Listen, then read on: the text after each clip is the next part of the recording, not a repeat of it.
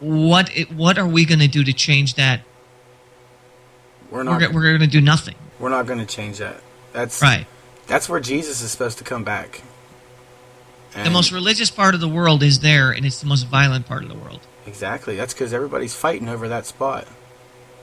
It's like, who wants to be the king of the mountain? Right there. That's the mountain. You have to be on it. You know what I mean? There's people that pay millions of dollars to get buried underneath like the hillside of the Mount of Olives. Because they believe they'll be closer. Yeah, believe they'll be closer.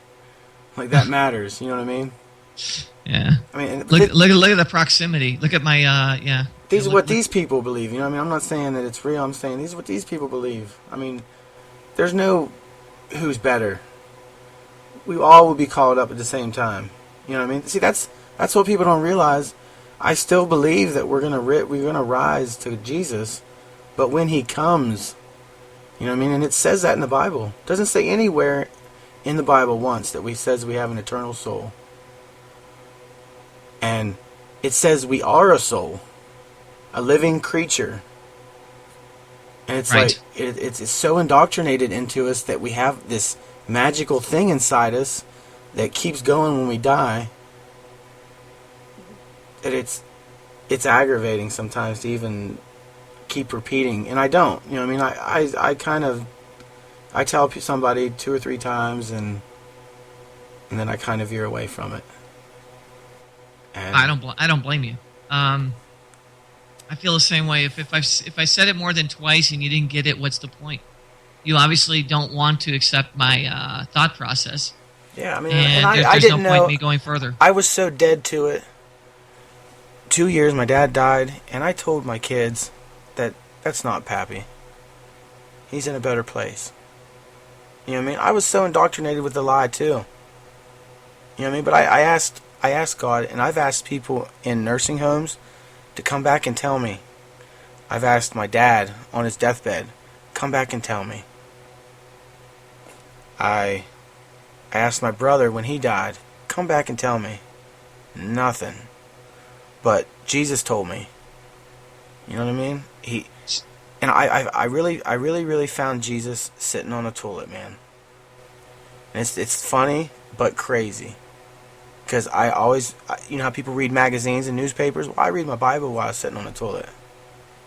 And I think it's 2010, I wrote on there. I wrote on the door, because I'd always close the door. And I'd write on the door, I wrote, why try when all you could do is put down for trying? And then 2012, I said, because God is watching.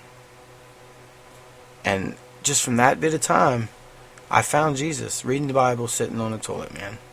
And I didn't hear it from anybody else, because I've been to church, and you know what I mean, maybe that helped.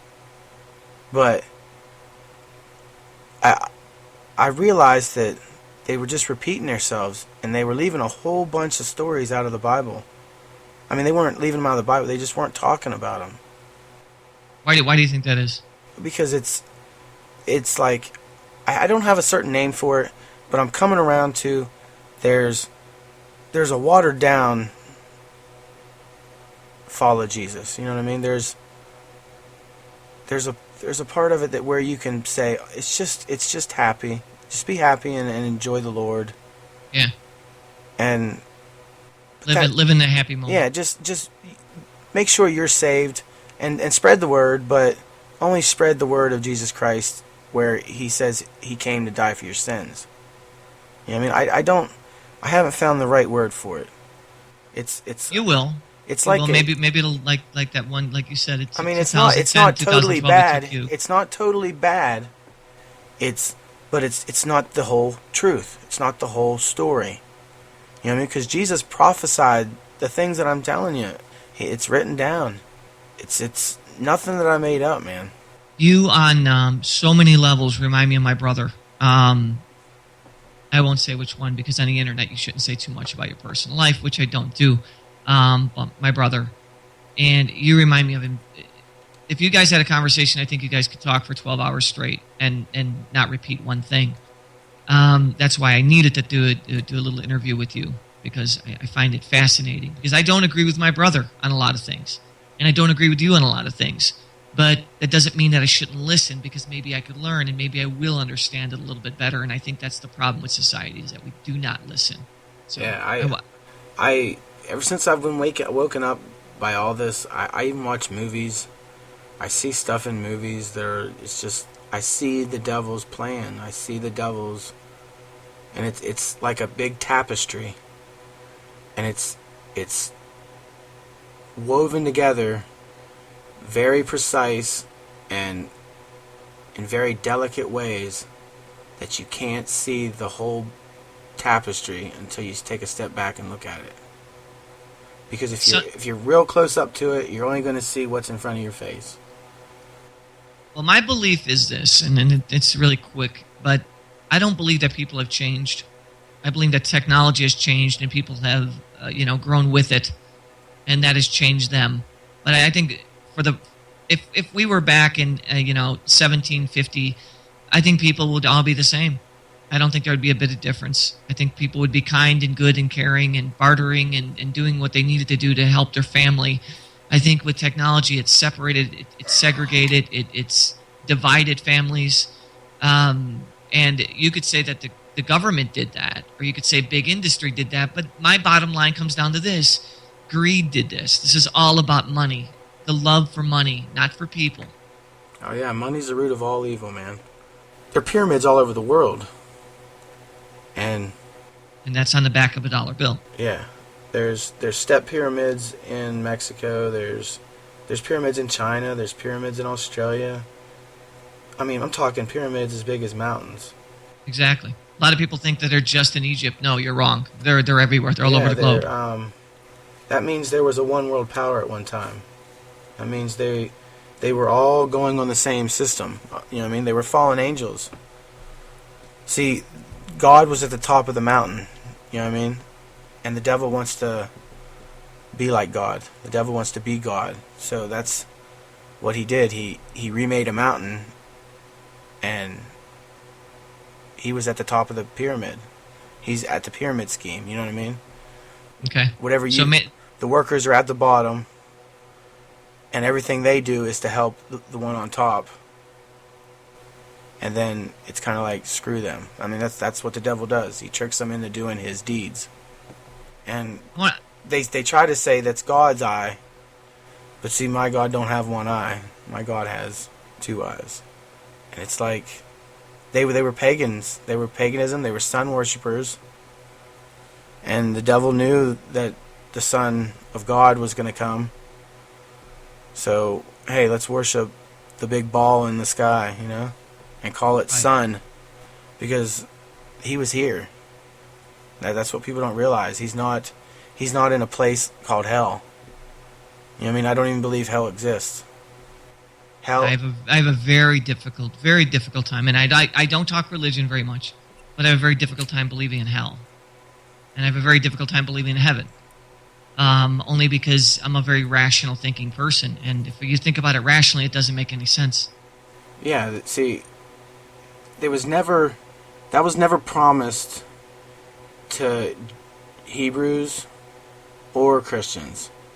I mean, that's something that just came around in the past 100, 200 years about heaven. You know what I mean? We're going to heaven. I mean, it was supposed to be heaven on earth. I mean, anywhere Jesus is, that's where heaven is. If you're with Jesus, you're in heaven. Right. And this is supposed to be New Jerusalem. You know what I mean? We will walk on the ashes of the sinners. We will walk of the, you know what I mean? He will burn them at Judgment Day.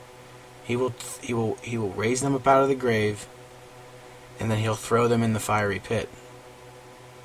You know what I mean? That's Judgment Day. That's when they burn for eternity. But so you believe that heaven and hell would be here on earth? Yeah, but I mean, there's no fire that burns for eternity, you know what I mean? So it's like, they're dead. They'll die. You know what I mean? They'll eternally die. They'll be judged and they'll be punished. And they'll die. And it says in the Bible, we will walk on their ashes. We will build our cities on their ashes. There's already third world countries where this has happened. where people have died and you know, they burn their bodies and actually build buildings over them. There are parts of the world that this already has taken place. You know, in the Middle East, where they don't care, they'll do a mass burial. See, I don't really know about this, but I've been thinking about it a lot, about cremation. And right. Back in Israel, they used to. It was a place called Sheol, and they used to take their criminals out in the end of the city, and there was a place called Sheol, and then they'd burn them there. And there's a reason why we all were buried. You know what I mean? But on another hand, God could raise you up out of dust too. You know what I mean? That's what I'm thinking.